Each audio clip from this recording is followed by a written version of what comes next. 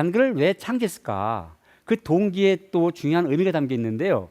요즘 일부 학자들이 한자음을 적기 위해서 만들었다라는 그런 엉뚱한 주장들을 많이 합니다. 가장 중요한 창제 동기와 목적이 절대가 아닙니다. 그건 부수적인 거고요. 가장 중요한 동기와 목적은 세종실록과 바로 이 책에 명명백백하게 나와 있습니다. 제가 도표를 준비해 왔지만 1443년 창제 17년 전인 1426년에 세종께서 문자에 대한 고민하는 게 나와요. 법이라는 것을 백성들한테 알려야 되는데 그 법이 한문으로 돼 있어서 양반들조차도 한 10년에서 20년은 배워야 알 수 있는 그 어려운 한자로 돼 있어가지고 고민이다. 그런 얘기를 하시는 거예요. 그런 고민을 계속 이어가는 겁니다. 그러다가 창제 9년 전인 1434년에는 아예 그냥 한쪽에는 한문, 한쪽에는 만화를 그린 이른바 삼강해실도라는 책을 펴내요. 근데 이게 성공을 못합니다. 왜냐하면 만화는 있는데 말풍선이 없어요. 말풍선이 있어도 거기에 무슨 문자를 새길 겁니까? 한자밖에 없잖아요. 그래서 답답한 나머지 서당에 갈 수 없는 백성들도 쉽게 하루아침에 배울 수 있는 그런 쉬운 문자를 만들자. 그래가지고 이런 문자를 만들게 되는 겁니다. 그래서 세종대왕께서는 이렇게 그 지식과 정보를 백성들과 나누고 싶어 했기 때문에 이걸 만들었다는 거죠. 제가 오늘 그 옷을 입고 나왔는데요. 세종대왕께서는 대단히 그 소통을 중요시 여겼습니다. 그래서 제가 직접 디자인한 이 옷에 보면 그 기 모양을 한 글자가 뭐죠? 티읕이죠, 그죠? 그래서 세종대왕께서는 트인기를 가져가지고 듣기를 좋아했어요. 경청대왕이셨죠. 그리고 끊임없이 질문을 좋아하고 토론을 좋아했어요. 그러다 보니까 그런 책을 통해서 백성들과 소통하고 책을 통해서 백성들을 가르치고 싶어 했던 겁니다. 세종이 얼마나 질문과 토론을 좋아했냐면 제가 좋은 예를 하나 들을게요. 1436년의 사건인데 제주도 한 노인이 제주도에서 용 5마리가 하늘로 올라가는 걸 봤다는 거예요.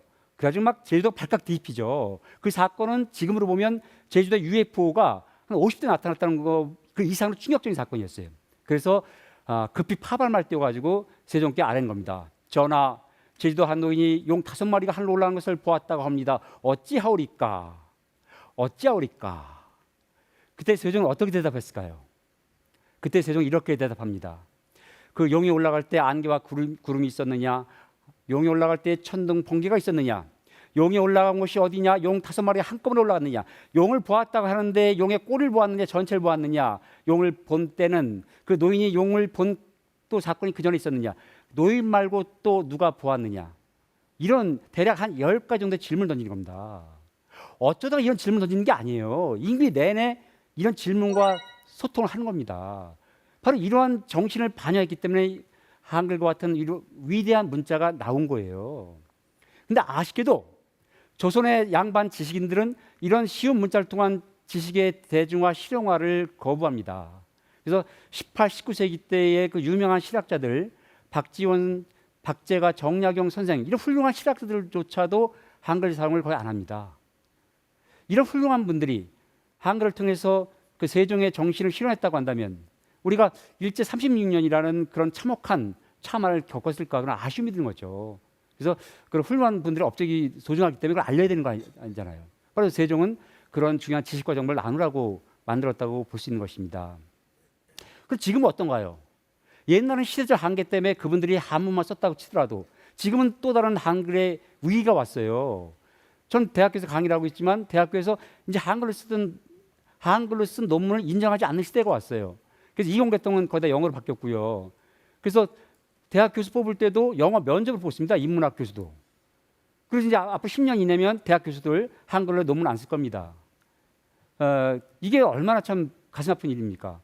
그래서 그 네덜란드 같은 나라도 네덜란드어로 논문을 쓰지 않아요. 영어로 쓰고 그냥 네덜란드는 일위 문자로 전락했죠. 모국어의 자부심 강한 독일조차도 영어로 바뀌고 있고요. 그래서 이런 안타까운 세계의 흐름 속에서 한글의 어떤 가치, 한글을 지키는 길이 뭘까? 바로 우리 젊은이들이 그걸 지켜낼 방법이 있어요. 이게 뭐냐면 그 좋은 방법을 요즘에 보여줬는데 그 한강 작가가 그 유명한 맨버커상이라고 문학상을 받았잖아요. 그때 데보라 스미스라는 번역가와 함께 받았는데 BBC 방송에서 뭐라 그랬냐면 한강 작가도 훌륭하지만 스미스 번역가가 번역을 잘했기 때문에 받았다라는 얘기와 함께 또 뭐라고 말하느냐면 세종대왕께서 이 슬기로운 사람은 하루 아침에 어리석은 사람도 열흘 이내 배울 수 있는 문자를 만들었기 때문에 한강 작가가 마음껏 문학을 할 수 있었고 또 데보라 스미스라는 번역가가 그 한글을 배워서 7년 만에 그런 위대한 번역을 했다라고 해서 세종대왕도 상을 받아야 된다 그런 얘기를 했어요.